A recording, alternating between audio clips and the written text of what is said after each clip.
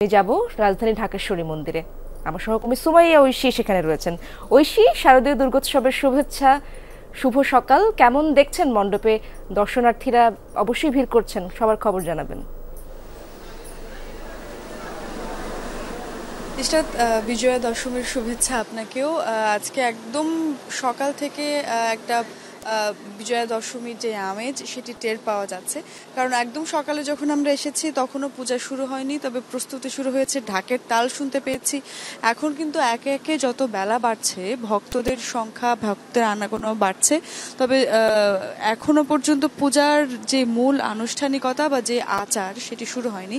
আমরা জানতে পেরেছি যে মোটামুটি 8টার পর শুরু হওয়ার কথা, এবং 9:30 10টার মধ্যে বিহিত পূজা, একই সঙ্গে যেই আরতি এবং পুষ্পাঞ্জলি, ঘট বিসর্জন, দর্পণ বিসর্জন, এই আচারগুলো সম্পন্ন হবে মোটামুটি 10টার মধ্যে, এবং 10টার পরপরই আসলে সিঁদুর খেলা শুরু হবে বলে আমাদেরকে জানিয়েছেন এখানকার যারা কর্তব্যরত আছেন, পুরোহিত আছেন তারা। তবে প্রতি বছর আমরা যেমনটি দেখি যে সিঁদুর খেলা কিন্তু 11টার বা 11:30টার পর শুরু হয়। গত বছরও প্রায় 12টার দিকেই সিঁদুর খেলার যে মূল আনুষ্ঠানিকতা শুরু হয়েছিল সেটি শুরু হয়েছিল। এবছর তারা বলছেন যে যেহেতু এবার সন্ধ্যার আগেই প্রতিমা বিসর্জন দেওয়ার যেই নির্দেশনা রয়েছে, অর্থাৎ সন্ধ্যা 7টার আগে প্রতিমা বিসর্জন দেওয়ার যে নির্দেশনা দেওয়া হয়েছে, সেই কারণে এবার সময় বেশ কম হাতে।